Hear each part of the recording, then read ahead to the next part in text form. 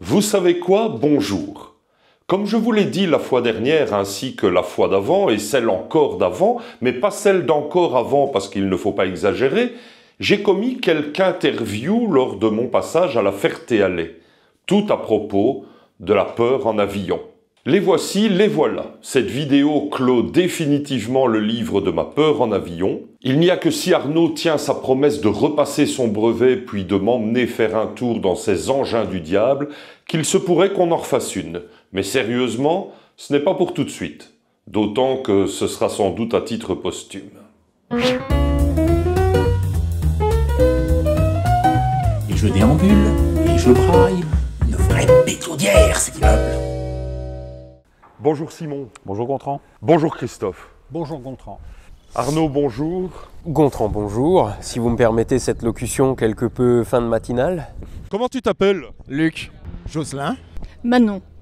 Tari. Bénédicte. Moi c'est Bastien. Sophie. Thomas. Tu viens d'où? Je viens d'Alsace, De Maison-Alfort. Français de Versailles, c'est ça? à côté de Versailles, oui. Bah écoute, il y en a qui sont à côté de leur pompe et toi t'es à côté de Versailles. Voilà, c'est ça. Je viens de Lyon. C'est en France? Oui, il me semble, ouais. Pas de chance. Ah, c'est le meilleur pays pourtant par rapport à la Belgique. Moi j'ai très peur de l'avion, Jocelyn. Et toi aussi, dis-moi, rassure-moi, t'as peur aussi? Ah non, désolé, pas du tout. Un petit peu de solidarité, moi je suis vraiment hyper apeuré de l'avion. Tu peux pas faire un pas dans ma direction et avoir un petit peu plus peur que ce que tu n'en dis? La meilleure des solutions, c'est de monter dans un avion pour vaincre sa peur. Est-ce que tu as des peurs, toi? J'ai peur de l'être humain. Et tu te forces quand même à l'approcher? Oui, justement. J'essaye de vaincre mes peurs. J'ai peur de la stupidité de l'être humain. Tu as peur en avion? Non. Pourquoi? J'ai confiance au pilote. Ah non, moi j'ai pas peur, non. C'est mon métier, ma passion. Ton métier? Je suis pilote de ligne. Mais non. Mais si. Mais non. Mais si. Vous avez peur de l'avion? Non. Non. Ça me stresse absolument pas. Au début, ça peut être stressant parce qu'on n'a pas encore forcément le feeling de l'avion. Quand il y a des grosses bourrasques de vent, c'est un petit peu difficile de contrer tout ça. Une fois que tu as tes repères et que tu es habitué et que tu connais ta machine, honnêtement, il n'y a pas une once de stress quand je vole. C'est vraiment, en fait, ça devient vraiment naturel. C'est comme conduire une voiture. Si les avions pouvaient parler, tu ne penses pas qu'ils auraient peur de voler? Qu'ils nous le diraient? Probablement au début, comme tout le monde quand on apprend. Et puis après, ça dépend du pilote. D'accord, oui, c'est vrai que l'avion, en plus, s'il savait parler, il n'aurait pas la maîtrise, c'est le pilote qui a la maîtrise, donc c'est peut-être un peu embêtant pour lui, en plus, quoi. C'est ça, et en plus, lui ne peut pas s'éjecter de l'avion. L'avion? Ben oui. C'est terrible, comme... Je l'ai vu, t'étais même pas rentré dans le cockpit d'un avion garé au sol, c'était trop angoissant pour toi. C'est fou, Donc il y a un truc. Mais moi je me suis dit, ton problème c'est même pas de voler, t'as peur des avions à ce stade-là, même pas de voler. Moi, je pense que les avions, c'est pas fait pour voler. L'homme n'est pas fait pour voler. La preuve, c'est que souvent, quand on lui enlève ses ailes, il s'écrase comme une merde. Est-ce que tu es au courant que les avions, ça ne peut pas voler? Alors ça plane, je dirais. Les drogués aussi. C'est peut-être moins cher qu'un tour en avion. Quand tu vois les baptêmes de l'air ici à la Ferté-Alais, on est à 300 balles pour 20 minutes. Avec un joint, tu vas quand même un peu plus loin, quoi. Je veux dire, c'est quand même plus rentable. Je t'avoue, j'ai vu les prix, j'ai que 60 € sur mon compte actuellement. J'aurais bien voulu avoir les 300 pour faire un tour d'avion. Tu peux t'acheter 6 grammes de shit. Tu préfères voler que te droguer? Ah largement, oui. Beaucoup plus de sensations en vol que la drogue. Et c'est mal la drogue. C'est dingue. Parce que moi j'ai peur de l'avion, donc forcément tout est mieux que l'avion. Tout est mieux que l'avion? Tout est mieux que l'avion, de mon point de vue. Les sensations de vol, les sensations de liberté, la vitesse, les paysages, le ciel. Le fait d'être enfermé dans une carlingue, de ne pas pouvoir partir quand tu veux. Le fait que quand un avion s'écrase, ça laisse rarement des survivants. En fait, je serais plutôt de l'avis de voir de l'autre côté, de me dire pourquoi pas l'aviation va s'améliorer et on volerait plus tous ensemble. Je sais pas, on ferait plus de tours d'avion ensemble, on volerait. Je ne pense pas qu'on ait compris quoi que ce soit à cette phrase. Est-ce que tu peux la refaire? Par exemple, est-ce que tu crois que les turbulences, c'est un complot, c'est une invention des lobbies d'aviation, juste dans le but de nous assurer qu'on n'a pas manqué le chariot des boissons? Ah merde, on est débasqués.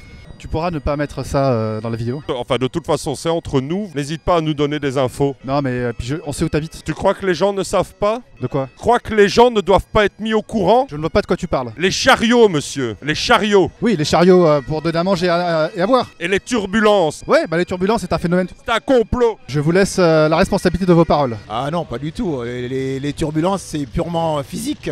C'est dû au frottement de l'air sur le fuselage de l'avion et sur les ailes. Mais on est d'accord que ça fait très peur. Bah, ça peut, c'est pour quelqu'un qui ne sait pas, ça peut faire peur, mais il n'y a pas de raison d'avoir peur. Alors pourquoi les gens crient dans les avions lorsqu'il y a des turbulences? Ah pardon, les turbulences. Moi je pensais à les turbulences extérieures. Je pensais aux turbulences sur le fuselage de l'avion. Les turbulences à l'extérieur de l'avion, c'est simplement physique. C'est le mouvement de l'air autour du fuselage de l'avion. Les turbulences à l'intérieur, c'est en fait grosso modo, c'est parce que certaines parties de l'air est plus dense que d'autres. Donc forcément, quand l'avion arrive dans ces parties moins denses, il y a moins de portance, donc il y a des turbulences. Plus le vent qui s'ajoute à ça.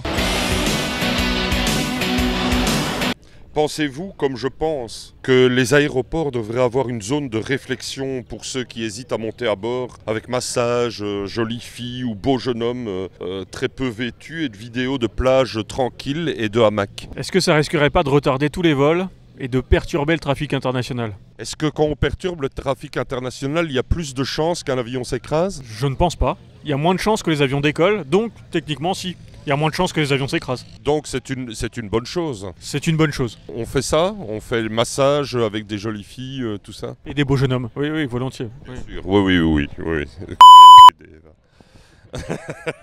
Les avions ne devraient-ils pas être équipés de parachutes au lieu de gilets de sauvetage, étant donné qu'ils volent principalement dans les airs? Et s'ils avaient les deux? Mais ils ne les ont pas. Et pourquoi pas? Oui, mais ils ne les ont pas. Oui, mais pourquoi pas? Oui, mais ils ne les ont pas. Qu'est-ce qui empêche qu'ils pourraient les avoir? Ben je ne sais pas, je n'ai jamais vu effectivement de parachute dans un avion de ligne. Pourquoi pas en mettre du coup, à côté? C'est ça, ce serait bien qu'ils en mettent, mais il n'y en a pas. Bah non. Bah ouais, c'est ça qui est triste, c'est super mal fait quoi. Franchement, je sais pas, même en Belgique, il n'y a pas de parachute dans les avions de ligne, une horreur. Ni dans les sous-marins. Ni dans les sous-marins, c'est vrai. Là par contre, le gilet de sauvetage a toute son utilité. Oui, absolument. Bah, la question se pose, oui, effectivement.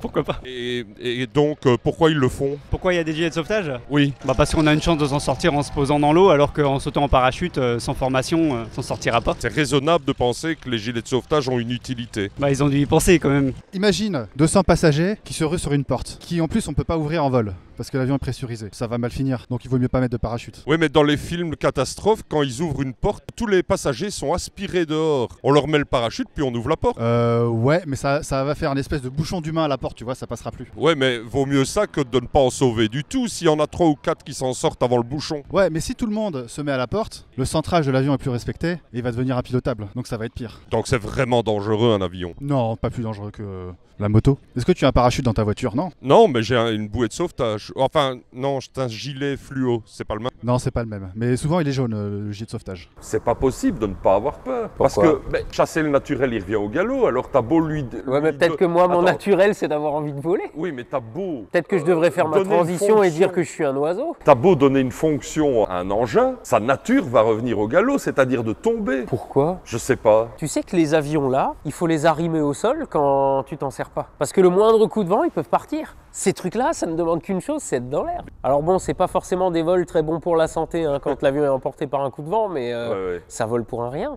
Et donc j'ai tort d'avoir peur de l'avion. Je pense oui. Parce que y a deux types de peur, rationnelle ou irrationnelle. Si un tigre te court dessus, le fait d'avoir envie de prendre tes jambes à ton cou, c'est plutôt rationnel. Enfin, si tu tiens à ta survie. Ne pas vouloir monter dans un avion, l'avion, c'est pas dangereux. Il y a un proverbe de pilote qui dit « voler n'est pas dangereux, s'écraser est dangereux ». Mais les avions, ça s'écrase rarement. Le fait est que l'avion est quand même le moyen de transport, un des moyens de transport le plus sûr. C'est l'ascenseur le moyen de transport le plus sûr. Faut arrêter de nous bassiner avec des histoires comme quoi l'avion serait l'engin le plus sûr, c'est bien l'ascenseur. Vous ne pensez pas que les pilotes, par exemple, Sophie, devraient suivre une formation avant de voler? Ils en ont une, je pense, quand même. Ah ouais? Oui, j'en suis sûre quand même. Heureusement pour nous. Ah bon, moi j'ai comme information qu'en fait non, n'importe qui peut voler. La preuve, par exemple, Arnaud d'Astronogie qui vole. Ah oui, je crois qu'il a une formation, Arnaud. Ok, bon, écoutez, vous m'en apprenez en tout cas. Difficile à mettre en place? Il faut les bonnes infrastructures, il faut des grands champs bien nivelés, il faut du temps, il faut des personnes pour former les personnes. Ça paraît une bonne idée. Et pourquoi ils n'ont pas eu cette idée, les gens? Je sais pas, parce que tu ne leur as pas dit. Oui, c'est vrai, mais je peux pas tout dire non plus. Tu vois, il me faut d'autres d'autres idées pour d'autres vidéos. C'est ça, on peut pas dilapider non plus toutes ces réflexions. Il faut que les gens fassent preuve un peu d'autonomie et pensent par eux-mêmes. Mais en attendant, les pilotes, ils volent sans licence. On pourrait appeler ça par exemple une licence ou un brevet ou quelque chose comme ça. Et ils volent et ils s'écrasent. Ceux qui survivent, c'est peut-être un peu plus sûr de monter avec eux. Ah oui, donc il vaudrait mieux monter avec des pilotes qui se sont déjà écrasés, mais qui ont survécu. Non, ceux qui ne se sont pas écrasés, quoique c'est vrai que du coup, ils n'auront pas acquis l'expérience pour savoir comment en réchapper. À creuser. Oui, à creuser. Ils suivent une formation consiste en 5 heures sur Flight Simulator. Ah ben ça va encore, donc je pourrais devenir pilote. Ah tout à fait, ouais, en 5 heures. Ce soir c'est bon, ce soir c'est bon. Je vais m'y mettre, enfin, je serai pilote de ligne sur simulateur, hein, évidemment. Non, tu pourras postuler directement dans les plus grandes compagnies belges. Mais ça je ne veux pas puisque j'ai peur de l'avion. Mais moi aussi. Ah oui, d'accord. Et t'es sur une compagnie belge ? Sur une compagnie belge française. Est-ce que tu ne penses pas que les pilotes devraient suivre une formation pour apprendre à piloter ?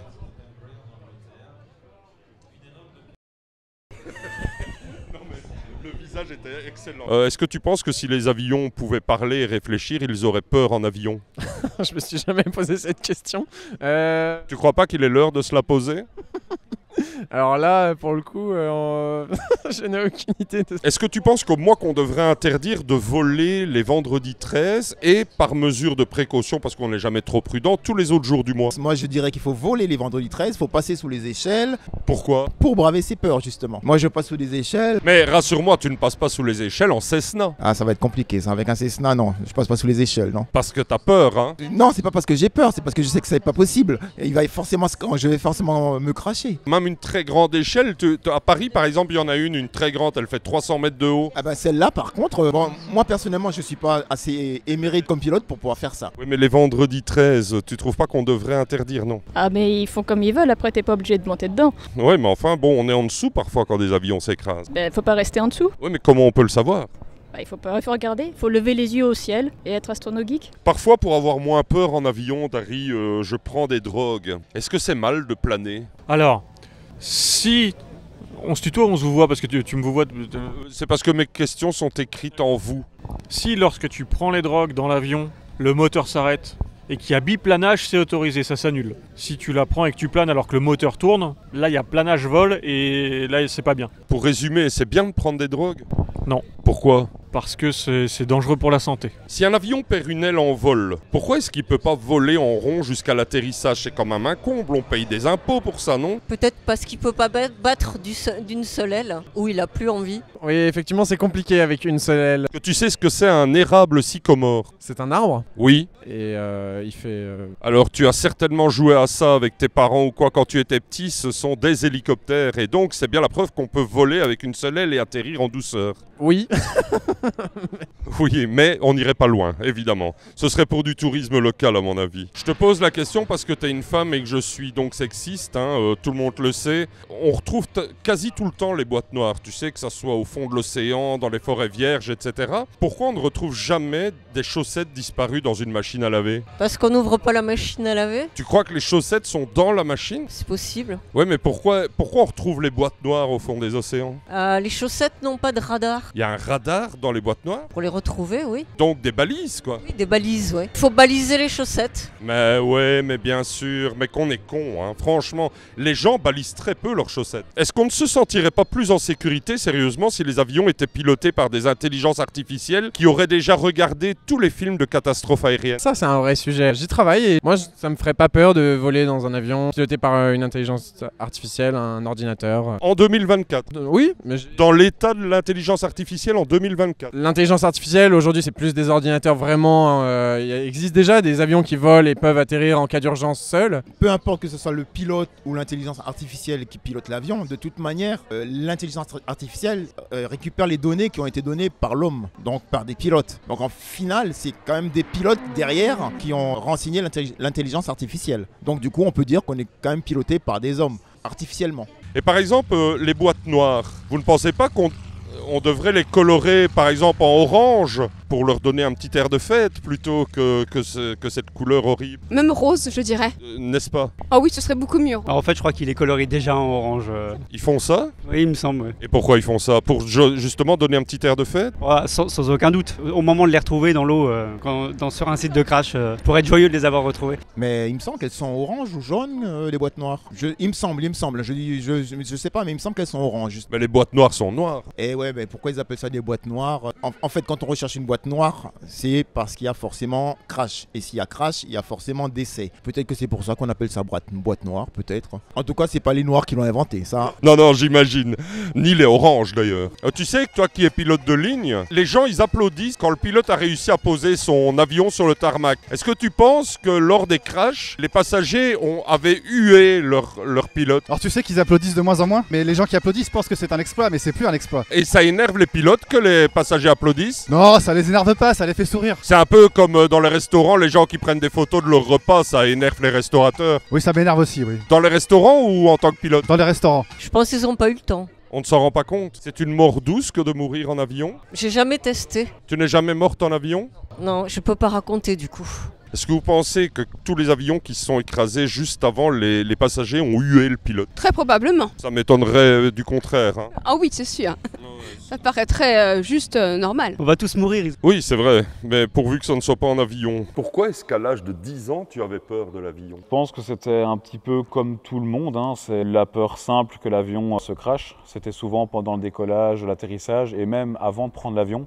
Je ne savais pas non plus comment ça fonctionnait exactement. Donc... Tu penses qu'il y avait un problème de connaissance derrière? Oui, parce que je m'y connaissais pas assez. Et non, parce que quand on y pense, c'est quand même... Enfin, voler, c'est pas quelque chose de banal. Tu pilotes donc un peu toi-même aussi. Tu as 10 heures de vol pour l'instant, c'est ça? Tout à fait. Pour le moment, je vole donc à l'aérodrome de Valenciennes. Donc en fait, là, je suis en train de faire mes heures de vol, mes premières heures de vol avec instructeur. Au début, c'est beaucoup de manœuvrabilité, faire des décrochages, des manœuvres un petit peu en vol. Tu atterris et décolles déjà toi-même? Oui, tout à fait. Là, je suis prêt pour ce qu'on appelle le vol solo. Ici, j'ai le contrôle de l'avion et je peux prétendre à voler tout seul.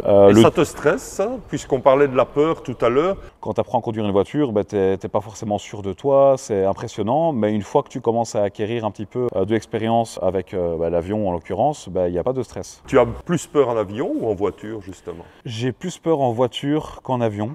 Parce que déjà, quand on vole en avion, en général, on ne vole pas forcément avec 50 avions autour de soi. Et puis, on a aussi la possibilité, et on communique en fait avec la radio. Donc, en général, on sait plus ou moins où les autres se trouvent. Et je trouve ça vachement plus sûr qu'une voiture où quelqu'un peut débouler de n'importe où. Tu as eu l'occasion de voler dans un T6, c'est ça? Oui, tout à fait, exactement. Tu m'as dit en sortant de l'avion, c'est le plus beau jour de ma vie. Explique-moi pourquoi il est éventuellement mythique, etc. Oui, alors le T6 Texan est mythique parce que c'était un avion de chasse. Donc ça permettait de former les pilotes de chasse à la Seconde Guerre mondiale. Mais ce qui fait vraiment la différence, c'est que déjà, il a un cachet extraordinaire. Il a aussi une grosse puissance moteur. Cet avion, il a 600 chevaux. Moi, l'avion que je pilote, il est bien plus léger, l'avion que je pilote. Des chevaux ailés en l'occurrence. Voilà, tout à fait, exactement.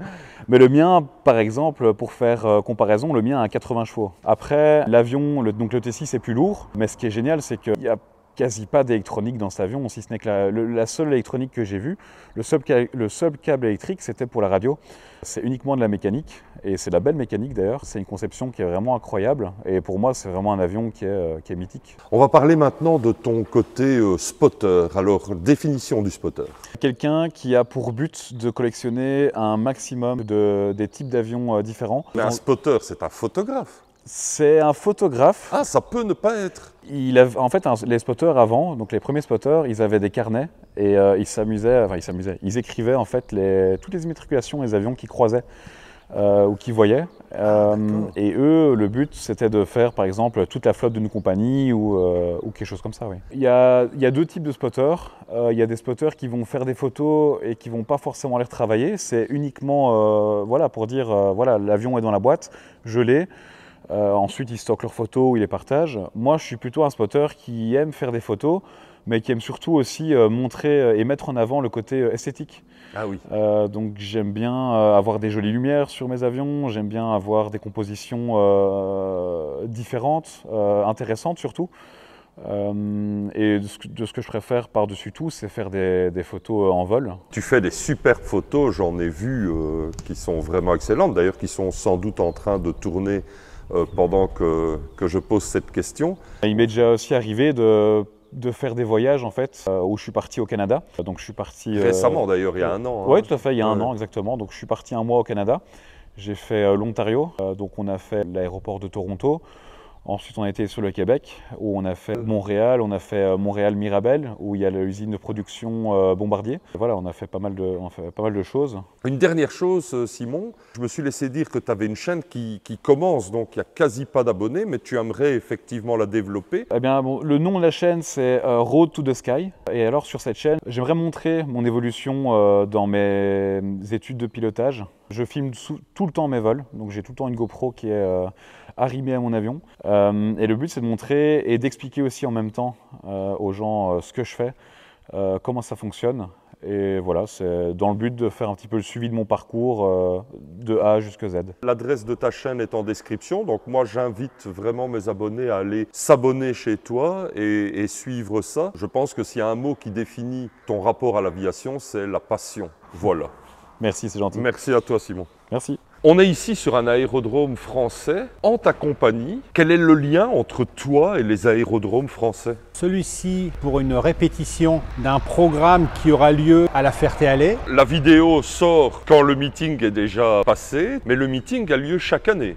Tout à fait. Cette année, c'est la 51e édition. Ça dépend du modèle économique. Les charges augmentent, les recettes stagnent et les subventions diminuent. Donc, on espère vraiment faire une 52e édition. L'idée, c'est donc d'avoir un chiffre d'affaires suffisamment important pour pouvoir payer toutes les charges et d'avoir une somme qui permet de continuer à restaurer les avions faisant partie du patrimoine français. Un vaste programme. Et ça repose sur les épaules de la seule Ferté-Alais, enfin du seul meeting de la Ferté-Alais? Tout à fait. Donc la Ferté-Alais est gérée par une association qui s'appelle la JBS, l'Amicale Jean-Baptiste Saliste, qui elle a pour vocation à entretenir ces avions. La JBS, c'est une équipe de bénévoles. Il y en a plus de 250 qui travaillent régulièrement. On a tous pour mission d'organiser au mieux ce meeting que l'on appelle le temps des hélices. Alors ça, c'était la version « je suis modeste et je ne vais pas trop me la péter ».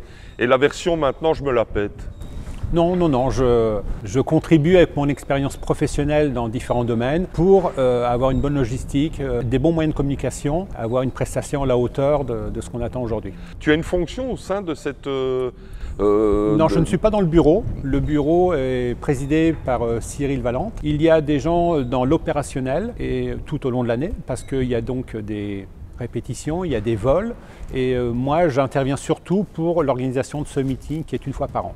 Tu n'es pas simplement bénévole perdu au sein d'une équipe, tu as un rôle essentiel. Je me suis laissé dire aussi que tu avais plusieurs sociétés. Comment tu arrives à gérer tout ça? C'est de l'organisation, donc effectivement... Et un peu de la passion aussi, non? Beaucoup de passion. J'ai été pendant plus de 25 ans dans le sport mécanique, surtout le sport automobile. J'ai travaillé pour la Formule 1, donc à Magny-Cours, j'ai travaillé au Mans, j'ai travaillé au Castellet, beaucoup de sports d'endurance moto. Ça fait maintenant 4 ans que je suis fortement impliqué dans les meetings aériens. Donc ça, c'est pour la question passion. Et côté professionnel, effectivement, j'ai une société à l'île Maurice depuis 25 ans, une société à Miami depuis 14 ans et 2 sociétés en France. Il y a une chose qui m'intéresse, la façon dont vous gérez ou l'absence totale de peur de l'avion. Explique-moi pourquoi j'ai tort d'avoir peur de l'avion. Une cause possible, peut-être la méconnaissance de l'aéronef. Donc dans le doute, dans l'inconnu, on a des peurs imaginaires. Dans tous les domaines, que ce soit en voiture, en moto, en bateau, il faut maîtriser, il faut connaître les risques, il faut savoir comment s'en sortir si le risque est présent. Et je pense que c'est la même chose dans l'aéronautique. C'est-à-dire qu'il faut savoir pourquoi on est enfermé, pourquoi c'est contre nature de voler, pourquoi on vole, pourquoi on peut tomber,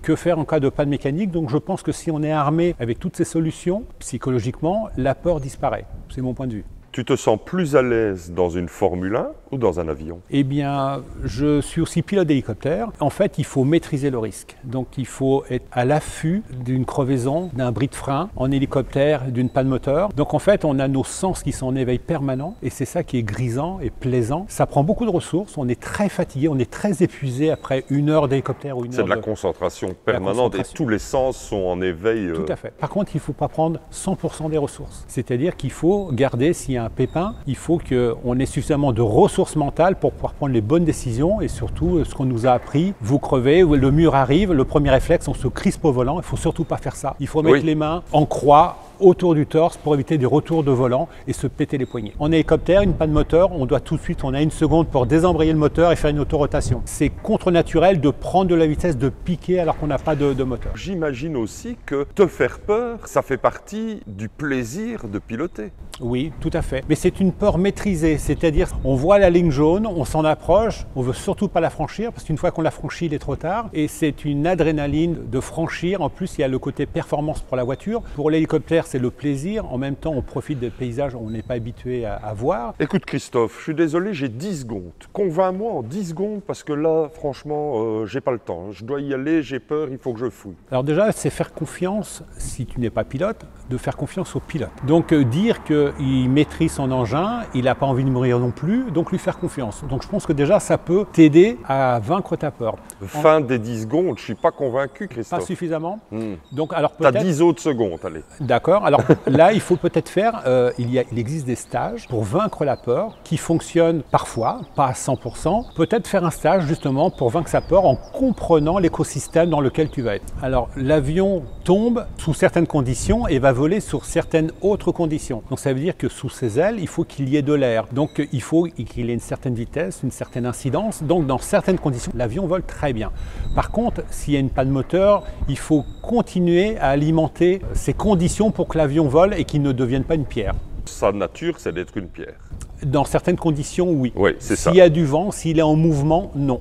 Je vais tout faire pour entretenir les conditions pour qu'il puisse voler. C'est ça qui est grisant. Et non pas être dans le scénario final où il va tomber. Ok. En fait, c'est une question de confiance dans la mécanique, dans l'humain qui va piloter. Si on a confiance, eh bien, on peut se laisser porter et prendre du plaisir. Moi qui suis resté au sol, j'ai eu énormément de plaisir aussi dans la contemplation déjà des objets que sont ces avions, comme on en voit derrière toi. Ce qu'on contemple sont incroyablement beaux, impressionnants. On voit que ce sont des paquebots et en même temps c'est très maniable, etc. Moi j'ai pris un plaisir vraiment incroyable et je sais aussi, comme tu m'as dit, au meeting aérien des avions anciens de la Ferté-Alais qui se tient en général en mai, ça va être x100. Ma question, qui était très longue, désolé, est celle-ci. Est-ce que c'est bien pour des gens justement qui n'ont jamais l'idée de monter dans un avion, de venir à ce meeting et pourquoi? Donc déjà, il y a le plaisir des yeux. Même si on a peur, même si on n'a pas l'intention de monter dans un avion, il y a le plaisir des yeux au sol, il y a le plaisir des yeux lorsque les avions seront en l'air, il y aura des scénarios, il y aura des reconstitutions. Je confirme. Donc il y a un vrai plaisir des yeux. Après, il y a une deuxième étape qui est un autre plaisir d'être passager. C'est pas du tout le même. Si on va vaincre sa peur, on peut découvrir ce deuxième plaisir qui est aussi intense, mais qui est complètement différent. Est-ce que j'ai le profil de quelqu'un qui un jour se laissera aller? Ah oui, je pense. Pourquoi? Parce que j'ai vu un rapprochement avec quelque chose que tu craignes.